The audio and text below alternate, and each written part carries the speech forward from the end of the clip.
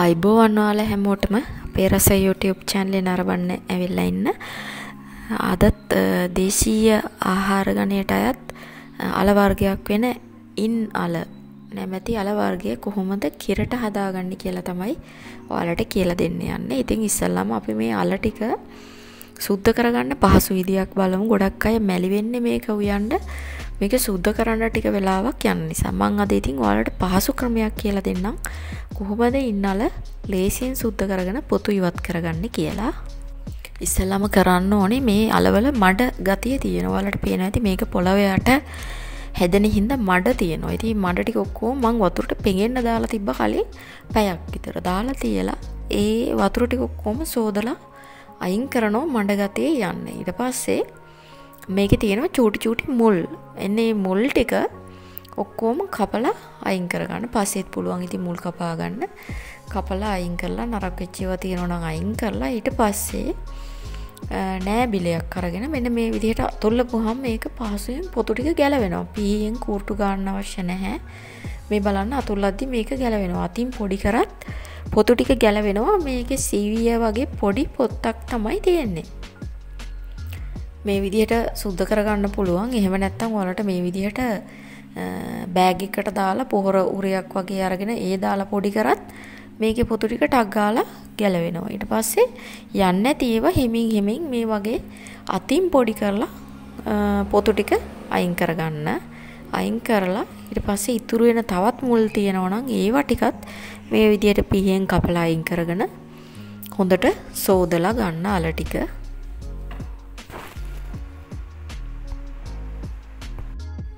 දැන් පේනවා ඇති මෙතන මං සුද්ධ කරගත්ත අල ටික වැඩි වෙලාවක් ගියේ නැහැ. පොතු ඉවත් කරගන්න. ඊට පස්සේ මේක චූටි චූටි තියෙන තවත් ඉතුරු වෙලා තියෙන මුල් ටික මං හිමින් මේ විදිහට පීයෙන් කපා ගන්නවා. කපාගෙන ඊට පස්සේ හොඳට වතුරට දාලා සෝදගෙන ලොකුවට තියෙන අල ටික දෙකට කපාගෙන උයන ඇතිලියට දා ගන්නවා. මෙන්න මේ විදිහට. චූටි අල දෙකට කපන්න අවශ්‍ය නැහැ. ඒවා තැම්බෙනවා. ටිකක් ලොකුවට තියෙන අල ටික විතරක් දෙකට වගේ කපලා මේ විදිහට භාජනයට දා ගන්න ඕනේ. ඊට පස්සේ බලමු තව මොනවාද ඉන්නල එක කිරට හදාගන්න අවශ්‍ය දේවල් කියලා. මෙතන මම අරන් තියෙනවා අම්මිරිස් කරල් 4ක්.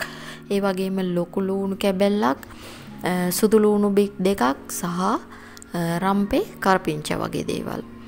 ඊළඟට මේවා ටික කපලා අපි ඉන්නල් භාජනයට දාගන්නවා. ඉස්සෙල්ලාම මම සුදු ලූණු බික් 2 මේ විදිහට හීනියට කපනවා. කපලා ඒක දාගන්නවා ඉන්නල භාජනයට.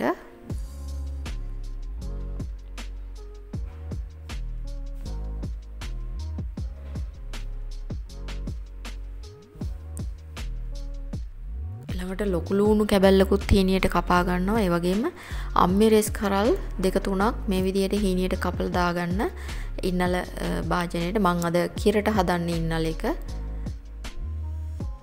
ඒ වගේම රම්පේ සහ කරපිංචා මේ දේවල් ඔක්කොම කපලා අපේ හදාගන්න ඉන්නල භාජනයට දාගන්න ඕනේ.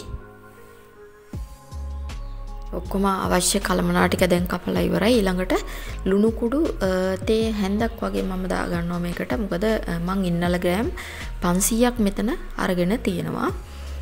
ඒකට සෑහෙන්න රස පදමට ලුණු කුඩු දා ගන්නවා. ඔයාලා ඊළඟට අමු 3-5 තේ හැන්දක් දාගත්තා. ඒ වගේම ගම්මිරිස් කුඩු ඇට 5ක් වගේ වෙන්න ගම්මිරිස් කුඩු චූට්ටක් දාගන්න. තව කහ කුඩු තේ හැඳි කාලක් විතර දාගන්න අලවල ප්‍රමාණයට.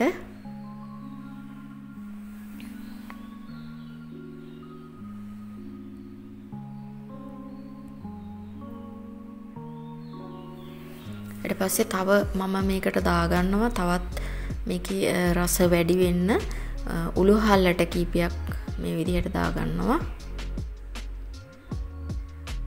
දාලා ඊට පස්සේ මේ අලවලට උඩින් එන ප්‍රමාණයට වතුර දාගන්න.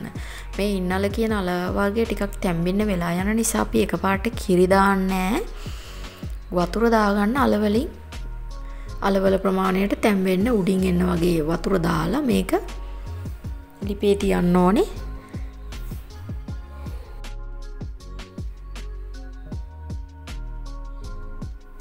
දැන් අපි සූදානම් කරගත්ත ඉන්නල එක මේ විදිහට ලිප මොලවල මම තැම්බෙන්න තියෙනවා විනාඩි 15ක් 20ක් විතර. පියනකින් වහන්නත් අමතක කරන්න එපා. මේක තැම්බෙන්න වෙලා යන හින්දා අපි පියනකින් වහලා විනාඩි 20ක් විතර මේ විදිහට තැම්බෙන්න තියන්න ඕන හොඳට අල පොඩි වෙනකම්.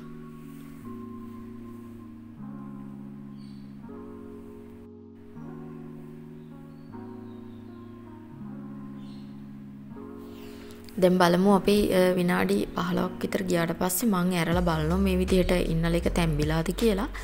මේකේ තව චුට්ටක් වතුර ගතිය තියෙන හින්දා මම දෙපැත්ත උඩ යට මාරු කරලා ආපහු විනාඩි 5ක් විතර වහලා තිනවා තැම්බෙන්න. වතුර ටික හින්දෙනකම්.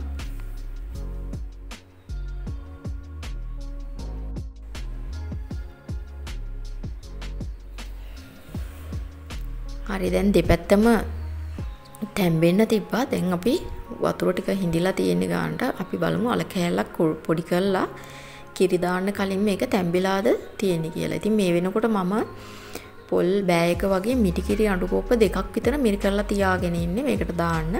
දැන් බලන්න මේ අල හොඳට පොඩි වෙලා තියෙන. හොඳට පිටි ගතිය තියෙනවා. ඉතින් මේ වෙලාවේ මම කලින් ලෑස්ති කරගත්ත මිටි කිරි පොල් බෑයක අඬු කෝප්ප දෙක දාලා කලවම් කරමින් පිස ගන්න යන්නේ. මේ විදිහට මිටි කිරි එකතු කරන්න.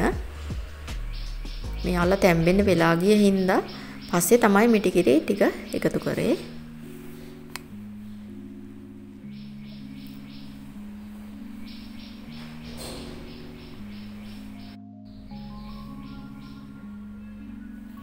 දැන් මිටි කිරි ටික දාලා විනාඩි 5ක් විතර මං ඉදෙන්න තිබ්බා. කාලවම් කරන ගමන් මිටි කිරි ටික වතුර වෙන නිසා දැන් බලන්න මේක හොඳට උකු ගතියට පේස්ට් එකක් වගේ හදාගත්තා. දැන් මේකේ ලුණු රස පදම බැලුවා. බලලා ලුණු මදි නම් මේ වෙලාවේ දාගන්න. මේක මම දැන් ලිපෙන් අයින් කරගන්නවා. මේ වගේ කිරට තමයි ඉන්නල ගොඩාක් වෙලාවට රසට හදාගන්න පුළුවන් වෙන්නේ කිරට උකුවට. මේක මිරිස් දැම්මහම වැඩි රස නැහැ. ඉතින් මේ තියෙන්නේ මම හදාගත්ත ඉන්නල කරිය. ඉතින් මේ වගේ වෙනස් විවිධාකාර රසවලට අපේ දේශීය ආහාර පිසින විදිහ ඉගෙන ගන්න පුළුවන්.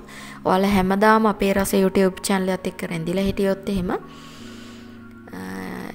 මම දාන හැමදාම හදන කෑම වර්ග බලන්න පහතින් තියෙන bell icon එක click කරලා තියාගන්න. ඒ වගේම අපේ channel එක subscribe කරන්න.